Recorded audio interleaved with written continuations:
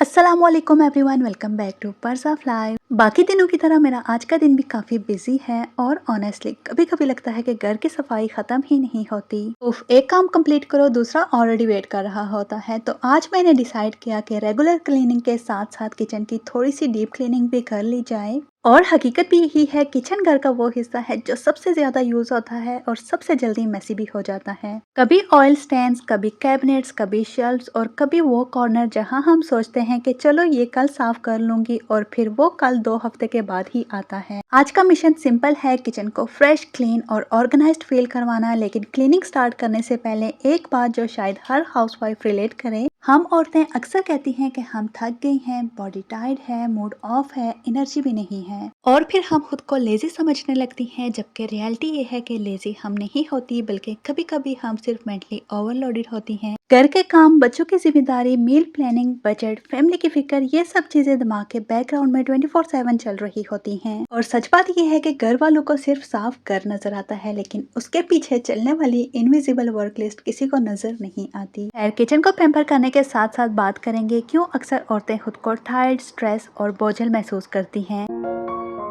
सबसे पहले कैबिनेट्स को खाली करते हैं, क्योंकि डीप क्लीनिंग का गोल्डन रूल है, पहले चीजें बाहर निकालो फिर असली हालत का सामना करो। ये किचन का वो एरिया है जिसे हम रोज तो यूज करते हैं, लेकिन प्रॉपरली क्लीन करना अक्सर भूल जाते हैं। और क्योंकि यहाँ मॉइस्चर और पानी ज्यादा होता है, इसलिए डस्ट, स्टैंड्स और जर्म्स भी जल्दी कलेक्ट हो सकते हैं। इसीलिए अंडर सिंक कैबिनेट को time to time deep clean करना जरूरी होता है, ताकि किचन फ्रेश, हाइजीनिक और ऑर्गेनाइज रहे। एनीवेज, मैं रेगुलर क्लीनिंग स्प्रे यूज कर रही हूँ और कैबिनेट की हर शेल्फ और कॉर्नर को अच्छी तरह वाइप करूंगी। अच्छा, अंडर सिंक कैबिनेट के अंदर जितनी भी सारी चीजें रखी हुई थी उनको मैंने बाहर निकाल दिया था और ये स्टेप मुझे हमेशा पसंद आता है, क्योंकि इसी से ही पता चलता है कि हम एक्स्ट्रा कितनी चीजें स्टोर करके बैठी हुई हैं। वैसे तो लार्ज किचन्स में अंडर सिंक कैबिनेट वो जगह है जहाँ क्लीनिंग प्रोडक्ट्स, एक्स्ट्रा स्पॉन्चेस, ब्रशेस और छोटी छोटी चीजें स्टोर की जाती हैं। बट स्मॉल किचन्स में तो बस बर्तनों का अंबार ही स्लोली जमा होता रहता है और फिर एक दिन कैबिनेट खोलते ही लगता है कि ये सब आया कहाँ से। एंड देन कभी कभी सिर्फ 10 मिनट की प्रॉपर क्लीनिंग भी जगह को बिल्कुल नया और फ्रेश फील करवा देती है। कैबिनेट क्लीन करने के बाद मैंने सिंक, ड्रेन और डोर्स को भी वॉश कर लिया है। देन किचन फर्श की बारी है। डीप क्लीनिंग के बाद यहाँ की रेगुलर क्लीनिंग और मॉपिंग बहुत इंपॉर्टेंट है, ताकि पूरा एरिया ग्रीस फ्री, फ्रेश और स्पॉटलेस लगे। और किचन का फर्श उन्हीं छोटी छोटी चीजों में से है जो क्लीन हो जाए तो पूरा किचन ज्यादा फ्रेश और हाइजेनिक फील होता है। और सच कहूँ, क्लीनिंग का सबसे सेटिस्फाइंग पार्ट मेरे लिए ऑर्गेनाइजिंग होता है। तो जब सब कुछ क्लीन और ड्राई हो गया था तो मैंने सारी चीजों को दोबारा उनकी जगह पर सेट कर दिया। जब चीजें अपनी जगह पर हों तो किचन ऑटोमेटिकली ज्यादा टाइडी और पीसफुल लगता है। आखिर में मैंने किचन का कारपेट भी वापस सेट कर दिया। फ्रेश फ्लोर, क्लीन कैबिनेट्स और नीटली अरेंज्ड किचन देखकर दिल को अलग ही तसल्ली मिलती है। और शायद इसीलिए कहते हैं कि घर की सफाई सिर्फ घर को ही नहीं, मूड को भी रिफ्रेश कर देती है। किचन का ये एरिया तो फाइनली फ्रेश और ऑर्गेनाइज्ड हो गया। अब चलिए देखते हैं कि आज के प्रोडक्टिव बिजी डे में अगला काम क्या मेरा इंतजार कर रहा है। देन थोड़ी सी कॉफ़ी ब्रेक ली और ऑनेस्टली ये छोटी सी ब्रेक ही पूरे दिन को रीसेट कर देती है। कभी कभी लगता है कि हम नॉन स्टॉप काम कर रही होती हैं, लेकिन अगर 5 से 10 मिनट रुक कर सांस ले ली जाए तो बॉडी और माइंड दोनों ही फ्रेश फील करते हैं। और अब फिर से बैक टू वर्क मोड। अब मैं किचन का वो काम कंप्लीट कर रही हूँ जो पहले ही स्टार्ट कर दिया था। डीप क्लीनिंग के साथ साथ जस्ट माइक्रोवेव की 5 मिनट वाली क्विक क्लीनिंग ही रह गई थी, सो ये भी अब ऑलमोस्ट डन ही है।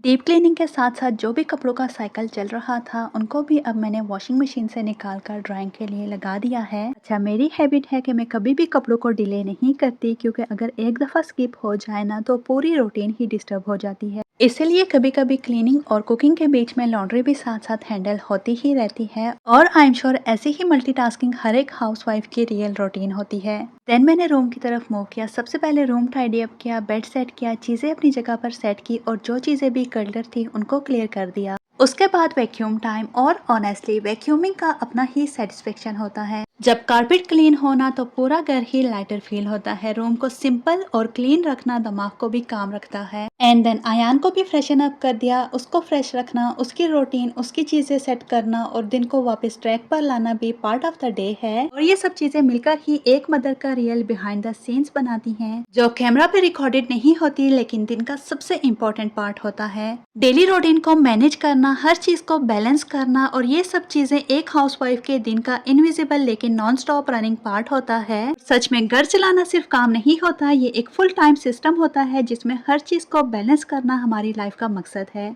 एनीवेज, काम तो चलते रहेंगे लेकिन अब थोड़ी सी इम्पोर्टेंट बातें हो जाएं औरतों के बारे में। सच कहूँ तो बस अब बंद कर दें हर वक्त का ये रोना धोना। हाय मेरी कमर दर्द, मेरी गर्दन टूट रही है, सारा जिस्म थक गया है, उफ अल्लाह मैं तो मर जाऊंगी।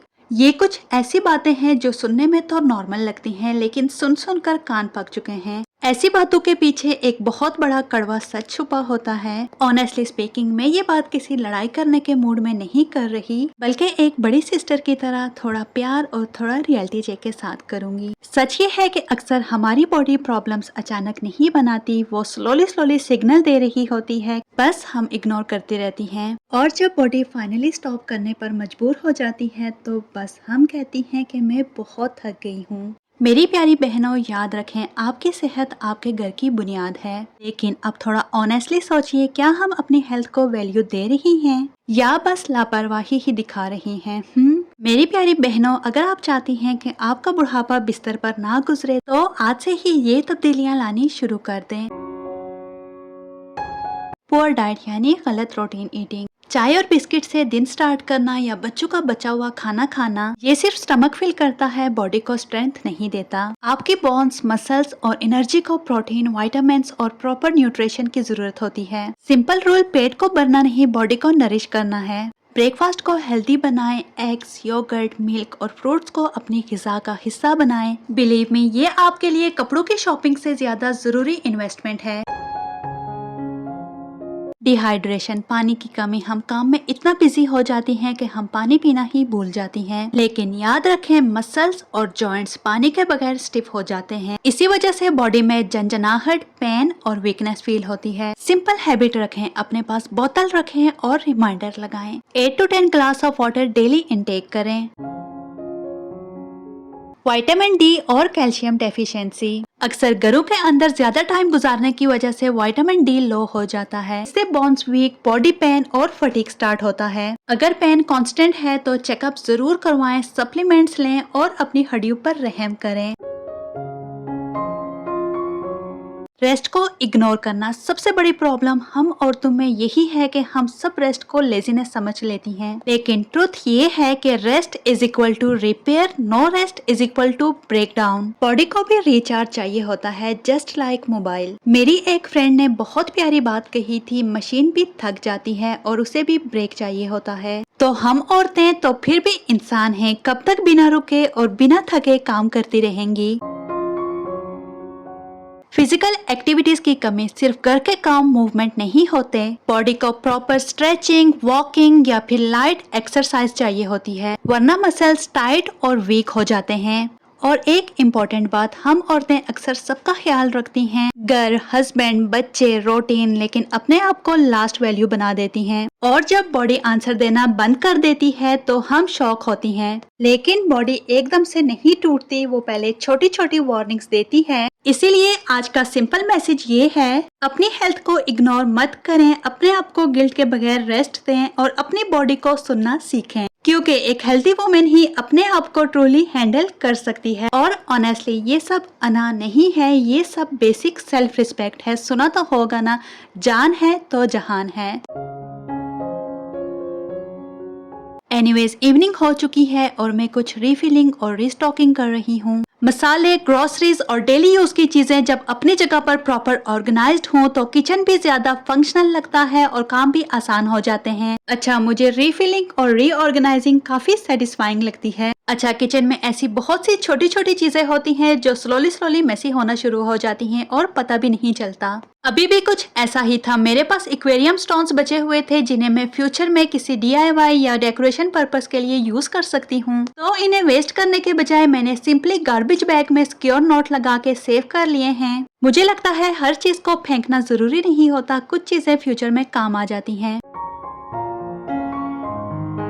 अच्छा, किचन में मेरी बेसिक यूटिलिटी बास्केट भी काफी मेसी हो रही थी। ये वो छोटी सी बास्केट है जहाँ मैं डेली यूज की चीजें रखती हूँ, जैसे कि baking paper, garbage bags, foil papers, wooden fragrance sticks और कुछ और एसेंशियल्स। रोजाना यूज की वजह से कभी कभी चीजें बस जल्दी में रख दी जाती हैं और बास्केट थोड़ी अनऑर्गेनाइज्ड लगने लगती है, तो मैंने थोड़ा सा टाइम निकालकर सब चीजें दोबारा सॉर्ट और रीअरेंज कर दी हैं। और रियली जब डेली यूज वाली चीजें प्रॉपरली ऑर्गेनाइज्ड हों तो किचन में काम करना भी काफी इजी और कन्वीनियंट हो जाता है।